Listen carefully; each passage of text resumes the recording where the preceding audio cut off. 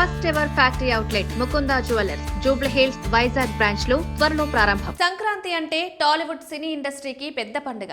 కుటుంబ ప్రేక్షకులు థియేటర్లకు తరలివచ్చే ఆ సీజన్ను టార్గెట్ చేసుకుని స్టార్ హీరోల సినిమాలు బరిలో దిగుతుంటాయి.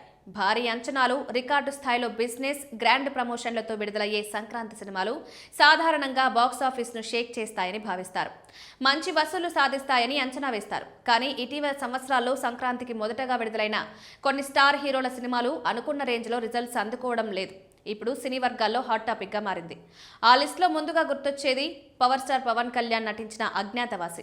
2018 సంక్రాంతికి భారీ అంచనాలతో విడుదలైన సినిమా మొదటి షో నుంచే మిక్స్డ్ టాక్ అందుకుంది. త్రివిక్రమ్ పవన్ కాంబినేషన్ పై ఉన్న అంచనాలు అందుకోలేకపోయింది. కథ, స్క్రీన్ ప్లే విషయంలో వచ్చిన విమర్శలు సినిమాపై ప్రభావం చూపించాయి. అదే తరహాలో సూపర్ స్టార్ మహేష్ బాబు నటించిన గుంటూరు కారం కూడా 2024 సంక్రాంతి బరిలో దిగింది. భారీ బిజినెస్ తో మాస్ ఎంటర్టైనర్ గా తెరకెక్కిన మూవీ నుంచి అభిమానులు ఎక్కువ ఆశించారు. కానీ రిలీజ్ అయ్యాక స్టోరీ, టోన్ విషయంలో భిన్నాభిప్రాయాలు వ్యక్తమయ్యాయి.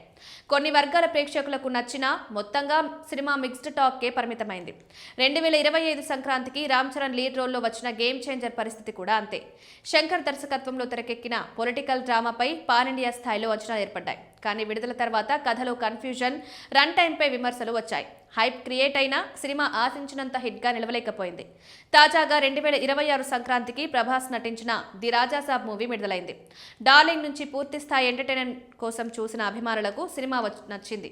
కానీ అందరినీ మెప్పించలేకపోయినట్లు తెలుస్తోంది. హారర్ కామెడీ అంశాలతో రూపొందిన ఆ చిత్రం అన్ని వర్గాల ప్రేక్షకులను మెప్పించలేకపోయిందనే అభిప్రాయం వినిపిస్తోంది. ఇలా 4 సంవత్సరాల్లో సంక్రాంతికి ముందుగా విడుదలైన పవన్, మహేష్, చరణ్, ప్రభాస్ సినిమాలు మిక్స్డ్ టాక్ ను సొంతం చేసుకోవడం గమనార్హం. అయితే అది యాదృష్టికమనే చెప్పాలి. ఎందుకంటే ఏ సినిమా రిజల్ట్ కైనా కంటెంటే కీలకం. అది బాగుంటేనే రిజల్ట్ అనుకున్న రేంజ్ లో వస్తోంది.